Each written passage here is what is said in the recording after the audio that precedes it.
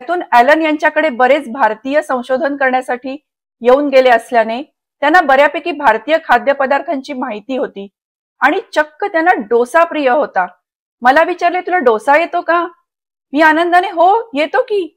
लगेच नॅन्सीने मला विचारले की डोसा कसा करायचा ते सांग, त्यासाठी काय काय लागतं वगैरे.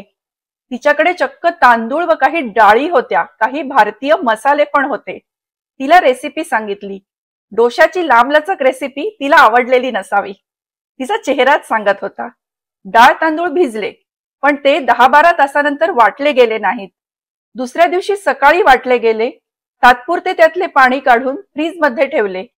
डाळ तांदूळ वाटून 10-12 तासांनी ते फसफसले पण. मग म्हणाली की उद्या करायचे का डोसे? परत पिठाची रवानगी फ्रीजमध्ये.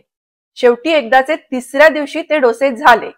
खरे तर तांदूळाची धिरडीच लागत होती, कारण ज्या प्रमाणात उडीद डाळ पाहिजे त्या प्रमाणात ती नव्हती. ॲलन यांनी मात्र डोसे आवडीने खाल्ले. उकडून बटाट्याची भाजी पण केली होती. त्यांनी ती भाजी डोशामध्ये घातली, त्याचा सँडविच सारखा चौकोनी आकार केला व आपण सँडविच कसे खातो त्याप्रमाणे त्यांनी डोसे खाल्ले. नॅन्सीला मात्र डोसे आवडले नाहीत.